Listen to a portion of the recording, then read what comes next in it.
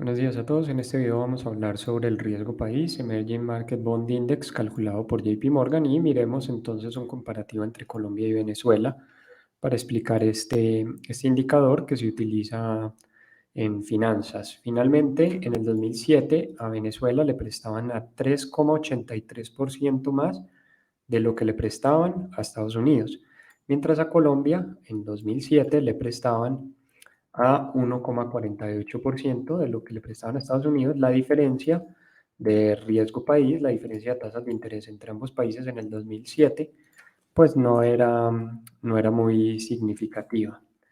Adelantemos un poco de tiempo, vamos a la crisis de 2008 y crisis de 2009 en Estados Unidos, y finalmente lo que vamos a ver es que la tasa de riesgo país de Venezuela pasa de 15,70, mientras la de Colombia es 4,86. ¿Cómo funciona entonces un bono en el que la tasa de interés sea 15,70 más de lo que sería la tasa de interés en Estados Unidos? Para ese entonces en Estados Unidos la tasa de interés estaría alrededor del 3%, quiere decir que la tasa de interés en dólares a la que le prestaban a Venezuela era 18,70% anual. Eso quiere decir que para el gobierno venezolano devolver 100 pesos en un periodo de un año, tenía que vender ese bono, vamos a colocar acá más BA, sacarle la tasa, el número de periodos y el valor futuro. Quiere decir que el bono venezolano valía 84 pesos y el propietario de ese bono, si se lo pagaban, recibía 100 pesos, y la tasa de interés en 2009 era 15,70. Adicionemos unos periodos más. En 2010 la tasa de Venezuela mejora, está en 11,55, la de Colombia está en 1,52. Esto es una diferencia de 10% en tasas de interés, casi que lo que estaríamos hablando serían 1000 puntos básicos. Luego entonces nosotros acá vamos a brincar al 2011, 2012, 12 puntos porcentuales. En 2011 no hay nada particularmente extraño. Luego mejora la tasa de interés en dólares en Venezuela en 2013. Por aquí ya se empezaba a hablar mucho de inversionistas internacionales que incluían estos bonos dentro de un portafolio diversificado, y de ahí salió un poco lo que se llaman los bonos del hambre e incluso ciertas protestas que ocurren en Estados Unidos. En 2014, 1,58 con 10,59. Miren que Colombia siempre ha fluctuado entre 1 y 2% de interés por encima de Estados Unidos, porque durante los últimos 20 años pues ha contado con estabilidad macroeconómica. Algo extraño ocurre entre 2014 y 2015. Venezuela da un salto del 20 al 30%. Se empieza a hablar aquí ya de la posibilidad de incumplimiento en pagos. Un bono al 28, o un bono que dé el 30% de rentabilidad, quiere decir que el gobierno recibe $70 y al final tiene que devolver $100 en un lapso de un año, y cuando un país se percibe más riesgoso, pues los tiempos se modifican. Vamos a mirar acá un bono del 28%, es 80 contra 100, que se podría calcular con valor futuro, tasa y valor actual, pero esto es más o menos el valor facial y la diferencia entre el valor facial y el valor de compra de un bono de Venezuela. Seguimos entonces con 20% en 2017, y observen ustedes lo que empieza a ocurrir por aquí a partir de 2018. Específicamente coincide como con el gobierno de Donald Trump, pero llega un momento en el que el 30 de noviembre de 2017 en Venezuela le prestan al 47% de tasa de interés. Una tasa de interés del 47%, pues es una tasa, pues supera cualquier usura. Esto es en dólares. La tasa de riesgo de Estados Unidos es un 2%, y esto quiere decir que un bono de Venezuela, pues a un año, valdría un valor más o menos de 33 pesos, que sería 67 pesos, perdón, para una rentabilidad de 33. Entonces quiere decir que el gobierno recibe $67 y tiene que devolver $100 para una rentabilidad implícita del 50%. Aquí ya prácticamente estamos hablando de que no tiene acceso a mercados internacionales. Con 50% nos vamos a unos datos más recientes, 2020 donde cruza el umbral del 100%. Esto quiere decir que un bono en el que el gobierno recibe $50 tiene que devolver $100. Son prácticamente ya inversionistas totalmente especuladores.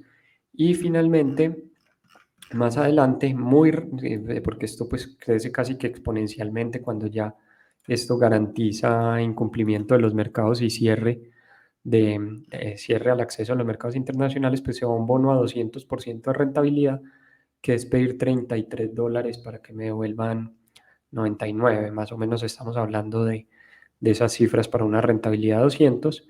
Tiene una disminución a la baja y después vuelve a subir, y finalmente ya a partir de 2020 y 2021 ya nunca vuelve a niveles sensatos. Estamos hablando de tasas de interés del 300, incluso hace poco del 574%. Una tasa de interés del 500% sería pedir $20 para tener que devolver, $100. Entonces finalmente el mercado ya no le da acceso a créditos de manera tradicional, ya simplemente estamos hablando 20 contra 100 es 400, que ya sería por acá, ya pues prácticamente no justifica solicitar dinero en los mercados internacionales, y ya prácticamente esta tasa de libre de riesgo pues ya no se utiliza. ¿Para qué es importante la tasa libre de riesgo? Bueno, los mercados internacionales miden los riesgos de los países, no por nada se llama el riesgo país, según el desempeño de esta línea que está acá.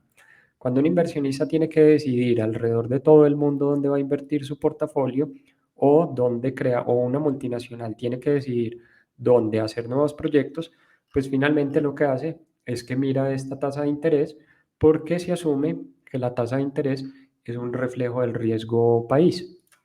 ¿Qué quiere decir esto? Los que trabajamos en proyectos sabemos pues, que los proyectos tienen una inversión en propia planta de equipo, lo que nosotros llamamos CAPEX, y muchos de esos CAPEX primero son intensivos en capital: 50, 100, 200, 300 millones de dólares, capital que localmente no tenemos con mucha disponibilidad, y alternativamente un porcentaje de ese CAPEX muchas veces hace referencia a importaciones de maquinaria muy específica, maquinaria médica, maquinaria tecnológica, que no tenemos la capacidad de producir internamente. Entonces, por eso este indicador es relevante para la economía internacional, para la economía local. Argentina tiene un riesgo país del 18,37. Los demás países sí tienen riesgos países más manejables, lo que son Chile, Colombia, Brasil, y otros países que han tenido un manejo más ortodoxo de su economía. Entonces, finalmente, cuando el riesgo país aumenta,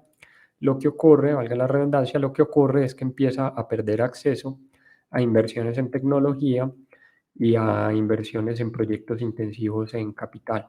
Una consecuencia de eso puede ser que cada vez tiene menos acceso a divisas, lo que quiere decir que sube la divisa interna. Las personas cada vez comienzan a ver una espiral de menor acceso a divisas y empiezan a sacar esas divisas del país, lo que a su turno vuelve a incrementar estas inversiones en tecnología en pesos, y al final queda el país, digamos, completamente con una ruptura completa sobre las inversiones en tecnología, pues porque no es lo mismo con una tasa de cambio de 4.000, con una tasa de cambio de 6.000. Entonces esas son las consecuencias del incremento del riesgo país. La economía son relativamente frágiles, la economía en las finanzas corporativas. Si nosotros tenemos una compañía que tiene unos ingresos por 10.000, esa compañía vamos a asumir un costo del 70%, y vamos a asumir un gasto de, qué sé yo, un gasto de 5.000, ya lo va a arreglar, incluyendo acá vamos a multiplicar este por 70, vamos a multiplicar este por 500, y finalmente tenemos lo que es una estructura más o menos tradicional de una compañía. Si una compañía mantiene sus ingresos incluso constantes, no decrecientes, pero constantes, y los costos y los gastos crecen levemente, crecen tan solo un 5%, lo que ocurre, y esto pues lo sabrán los que trabajan en análisis horizontal y en planeación financiera, pues es que las compañías eventualmente empiezan a perder su poder de generación de utilidades, y finalmente, entonces observen cómo acá la compañía pasa de tener una utilidad de 1.500 a una de 884, Y si la tendencia por algún motivo empieza a ser decreciente en ingresos, pues lo que vamos a observar es que la compañía va a pasar a dar pérdida con las consecuencias posteriores en términos de recorte de costos y gastos. Sí, sobre todo esas son compañías que dependen de importaciones de maquinaria y equipo. Entonces, de ahí la importancia de mantener este indicador de riesgo país bajo control, finalmente para que en valoración de empresas y en evaluación financiera de proyectos sea viable invertir en un país. Espero les haya quedado claro. Nos vemos en un próximo video.